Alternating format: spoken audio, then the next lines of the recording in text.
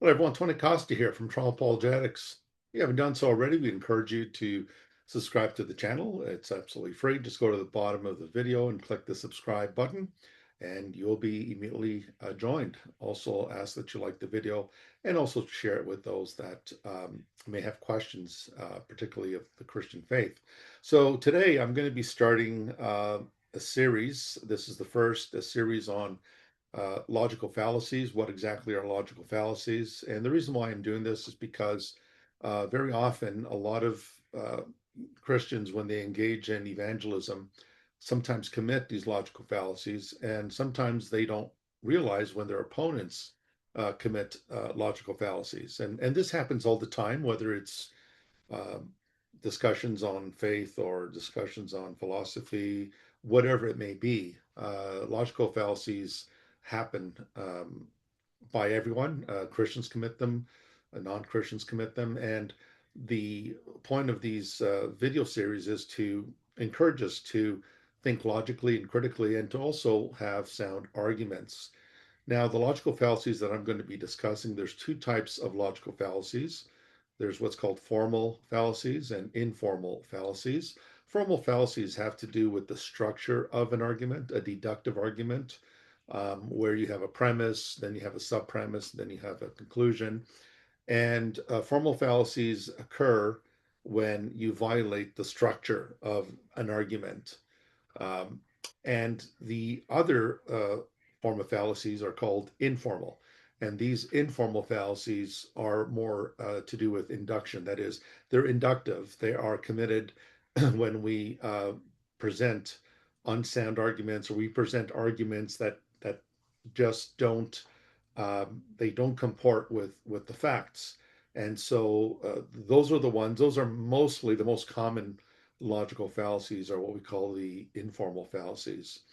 Now, the reason why I'm putting this out is, again, to help Christians, those who are interested, of course, in evangelism, which we all should be, Christians that are interested in apologetics and entering into apologetics and wanting to defend the faith. Of course, we need more of those. And I thank God that he has been gracious to use me for the past 40 years or so in apologetics. And it is my hope that I can pass this knowledge forward, to pass it forward, to move it forward to young believers, that we can hand down to you the torch, and or the baton, as it were, to continue the fight, to continue the race. And so I want to do this to equip you, to teach you, and how to use sound arguments. And the reason why logic is important is because God Himself is the source of logic. Um, in another video, I may discuss the laws of logic, and these are laws that are universal, they're abstract, they are binding, and that's because the laws of logic, once again, are rooted in God Himself. And the word logic, we get it from the Greek word logos, which is the Greek word for word. John 1 1, when it says in the beginning was the word, the Greek word is logos. In the beginning was the logos. And that logos is Jesus Christ. So Jesus Christ is the wisdom of God incarnate. And so, um, because God made us in His image, we have a mind that can comport, and a mind that can think, a mind that can function with the laws of logic, and we can discern logical fallacies, both formal and informal. In other words, human beings have this unique gift that the animal kingdom doesn't have. We are people that can reason. We can deduce things. We can conceive of abstract thoughts, and so on. And so it's very important that we become familiar with these. And the reason why I'm presenting this is to show you how some of these logical fallacies can pop up in arguments and in discussions. And it's important because in my debates, um, I always look out for sound reasoning, and of course, when my opponent commits a fallacy, I point that out, not to show that when we point out logical fallacies, we're not demeaning people. We're not talking down to them and saying that they're not smart or anything like that. We're just simply showing there's an unsound form in their arguments, And the reason why fallacies are so dangerous is they can lead you down the wrong path. And logic and truth, of course, are sisters. They are co-inherent within themselves. And logic resides in truth, and truth resides in logic. And so that's important for us to realize. And that is why I wanted to put these series out. So what I'd like to do is I would like to begin first and foremost by dealing with one of the fallacies that I'm going to start with at this point. And I just want to enlarge in this here. So we're going to be talking about the first one is called the just something. Let me just fix this here, folks. It's having a little issues here with the PowerPoint. If you just bear with me, we're going to bring this up just one moment, just to share the PowerPoint here with you. Okay, very good. Here we go. All right, so the first fallacy that I want to share with you is called the fallacy of equivocation, sometimes called the fallacy of ambiguity, but it's better known as the fallacy of equivocation. So what is the fallacy of equivocation? It's the use of the same word in two or more different ways without clearly distinguishing it. So we're using the same word, and that word can mean more than one thing. And when you fail to distinguish the multiple meanings in that word, or what sometimes is called the multivalent meaning or multivalent meanings, um, what this does is it can create confusion. So once again, it's the use of the same word in two or more different ways without clearly distinguishing it. And secondly, this is a very common logical fallacy due to the lack of properly defining terminology. So we need to define our terms. And when we don't do that, it leads to confusion. And this is very common in dialogue with people in other religions. So whether you're talking to Muslims, Buddhists, or people who are in the cults, and always remember to define your terms clearly. And so when you're talking to, for example, Muslims, and you're both talking about God, well, the word God, God, is being spelled the same way. And it's important to realize that while the word God is being used and the spelling is being used the same way, what Christians mean by God and what Muslims mean by God are not the same thing. And so this is why you need to define your terms, because God in Christianity is triune, Trinity. God in Islam is a unitary being.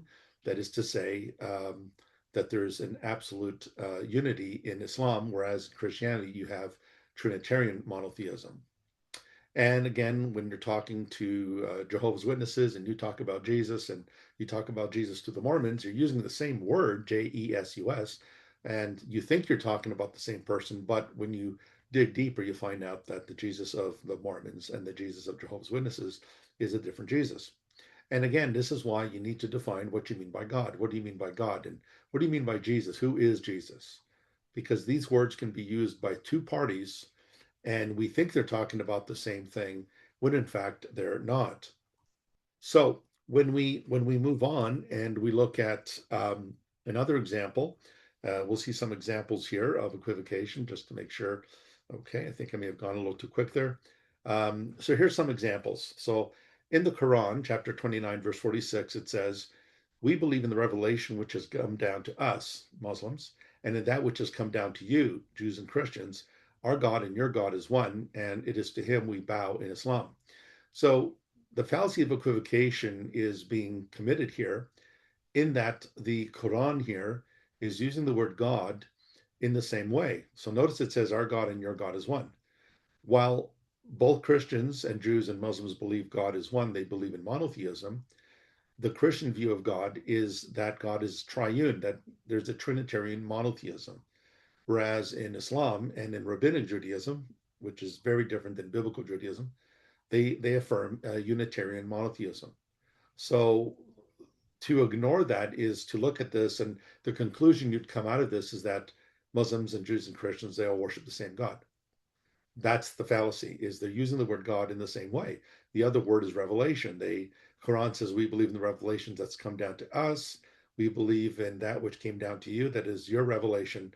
But what Muslims mean by revelation is that the Quran was sent down, and that Muhammad was basically uh, taken over by Gabriel, and this is the theory of dictation, that whatever Gabriel dictated, Muhammad simply responded. Whereas in Christianity and Judaism, inspiration and revelation is different. God reveals himself over 1600 a year period through 40 different authors, three different languages, and God uses the writer's persona, their style, and everything. So it's not this thing that just plops out of heaven and the prophets are just dictating. So that's equivocation. The second one, I want to have myself a merry little Christmas, but I refuse to do as the song suggests and make the Yuletide gay. I don't think sexual preference should have anything to do with enjoying the holiday. So the fallacy of equivocation occurs here when you look at the word gay. And so in the old Christmas songs, it talks about making the Yuletide gay. It talks about put on your gay apparel.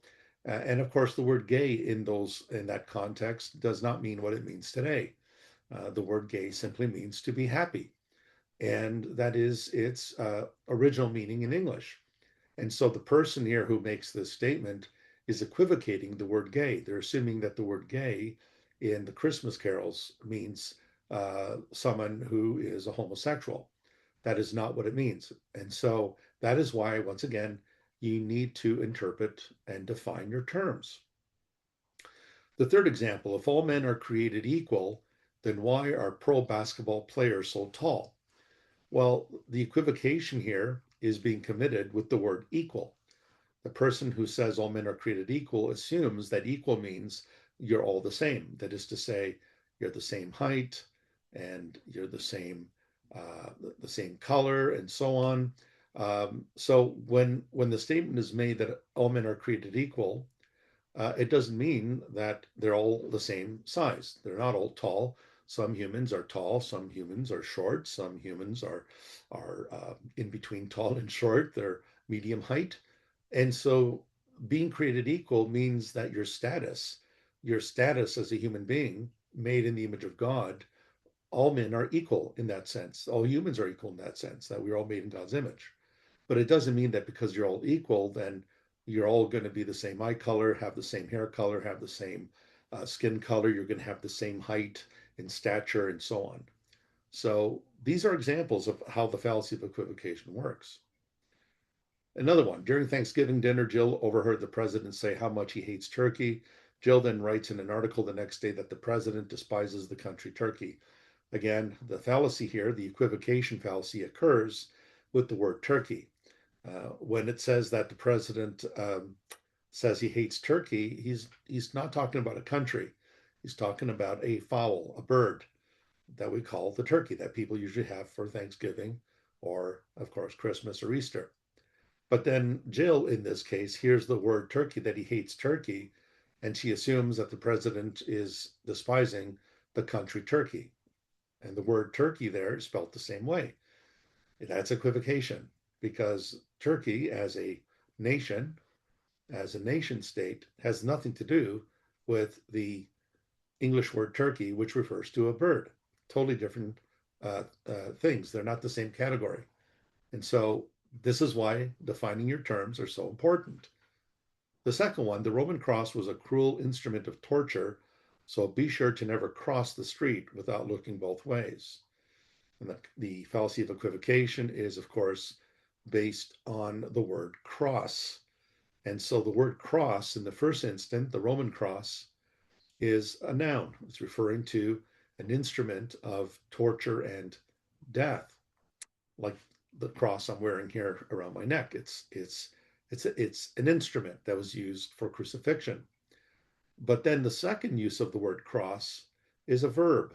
To cross means to walk, that is, to go across the street. Even the word across, to go across the street, the word across contains that word as well.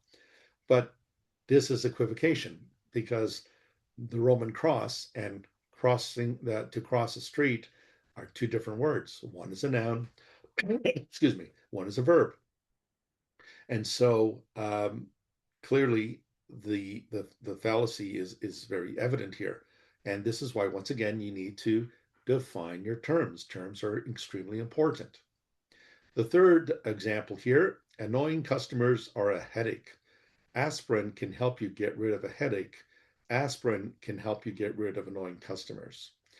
And again, the fallacy here is that the idea here is that annoying customers are a headache, and if you want to get rid of annoying customers, give them aspirin. And the equivocation here is the word headache.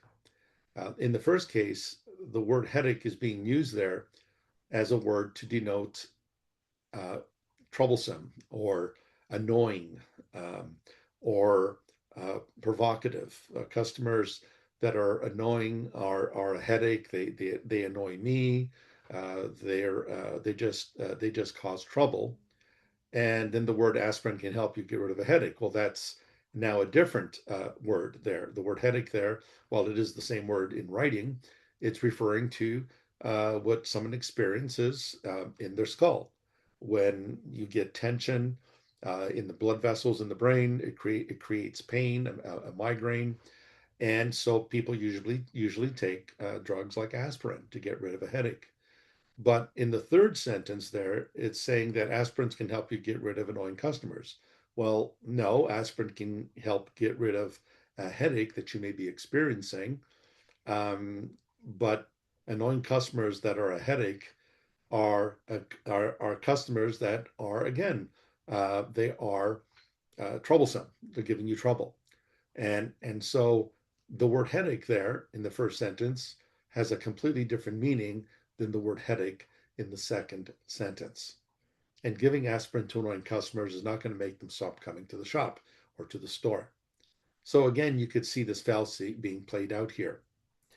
And finally, we're going to look at an example of the fallacy of equivocation in the Bible. So in John chapter 2, verses 18 to 21, the Jews said to Jesus, this is after Jesus cleanses the temple, what sign do you show us for doing these things? That is, clearing the temple and so on. And Jesus answered them, destroy this temple, and in 3 days I will raise it up. The Jews then said, it has taken 46 years to build this temple, and will you raise it up in 3 days? But he was speaking about the temple of his body.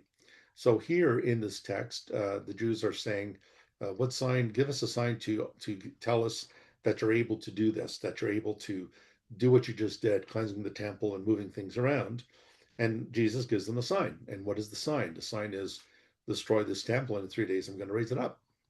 Now, the fallacy of equivocation occurs here when the Jewish leaders who are listening to him, when they hear him say that if they destroyed the temple, this temple, he would raise it up in 3 days. They take the word temple and they assume it's referring to the building in Jerusalem, the temple in Jerusalem. And they're saying to him, it's taken 46 years to build this temple, and you're going to raise it up in 3 days. But Jesus, as John tells us here in verse 21, John clearly tells us that he was speaking about the temple of his body. And so the equivocation occurs here when the Jewish leadership, they commit the fallacy of equivocation by thinking that Jesus is referring to the temple in Jerusalem, that he will build down, that he will destroy that temple in Jerusalem, and then he will raise it up in 3 days. But he's not talking about the temple in Jerusalem. He's referring to his body. And so the word temple here is being used in two ways. In the first instance, the statement by Jesus, he's referring to his body being destroyed in crucifixion, and then he would raise it up in resurrection. But the Jews are thinking that he's talking about the temple in Jerusalem, that structure in Jerusalem. And so while Jesus means one thing, they think he's referring to another thing. They assume that he's talking about the temple, when in actual fact, he's not talking about the temple in Jerusalem. He's talking about the temple of his body. And so the word temple here is spelt the same way, but its referent is different. In the case of Jesus, it's referring to his body. The case of the Jewish leadership, they think it's referring to the structure, the building in Jerusalem where sacrifices are being performed. But the word temple clearly, as John reminds his readers, John is evading the the fallacy of equivocation by telling his readers that the temple Jesus is referring to is not the temple in Jerusalem. He's referring to his body. And so this is an example in scripture, and you'll see many examples of this, where logical fallacies are mentioned in scripture and how the scriptures correct those misunderstandings. And so, folks, I trust that you had, I trust that you have been blessed and that you have been enjoying this first of many series on logical fallacies. And I hope that as a result of this, this will sharpen your apologetic skills. And look forward to having you in our next segment where we'll address another logical fallacy. In the meantime, I just want to remind you guys we're in the Christmas season. My book, No King But Christ: The Collapse and Bankruptcy of Secular Worldviews, has been out for almost a year now, and it is available on Amazon. And this book deals with the current crisis that we are going through in our contemporary days in modern society, and particularly in the West. It deals with many topics related to apologetics. So I'll put a link to that in the description box. Also, as it's also Christmas season, my other book, Early Christian Creeds and Hymns, What the Earliest Christians Believed in Word and Song, is also available. I'll put a link to that in the description box. And this tells you, this talks about the creeds and songs that are the hymns that are in the text of Scripture itself, where you may not know, but when you're reading the New Testament, for instance, there are creeds that are buried in the text, entrenched in the text, and songs as well. So I would encourage you to get these two books. Again, I'll put a link to that in the description box. So thanks again for watching, everyone, and look forward to having you in our next session on logical fallacies. Until next time, take care. God bless.